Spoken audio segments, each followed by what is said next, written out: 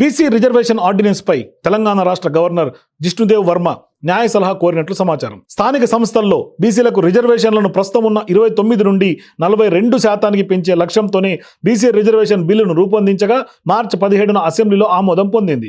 అనంతరం ఈ బిల్లును చట్టం చేసేందుకు పార్లమెంటుకు పంపగా అక్కడ మరింత ఆలస్యమయ్యే అవకాశాలు ఉన్నాయి.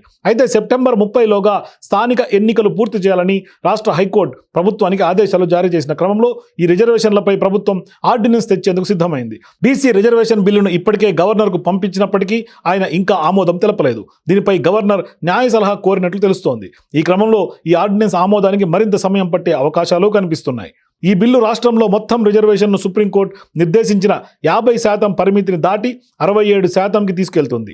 దీనిలో బీసీలకు 42%, ఎస్సీలకు 18%, ఎస్టీలకు 10% రిజర్వేషన్లు ఉన్నాయి. 50% రిజర్వేషన్ పరిమితి దాటడం వల్ల కలిగే న్యాయ సమస్యలను గవర్నర్ పరిశీలిస్తున్నారు. అయితే గతంలో సుప్రీంకోర్టు ఇచ్చిన తీర్పు ప్రకారం గవర్నర్లు బిల్లులను 1 నెలలోపు ఆమోదించాలి, లేదంటే తిరిగి శాసనసభకు పంపాలన్న ఆదేశించిన నేపథ్యంలోనే గవర్నర్ త్వరలో నిర్ణయం తీసుకోవాల్సి ఉంటుంది. ఈ బిల్లును రాష్ట్రపతికి పంపితే తెలంగాణ నుండి రాష్ట్రపతి భవన్లో పెండింగ్లో ఉన్న 3వ బిల్లుగా ఇది మారుతుంది. ఈ బిల్లు ఆమోదం పొందితే స్థానిక సంస్థల ఎన్నికల్లో బీసీలకు 42% రిజర్వేషన్ అమలవుతుంది.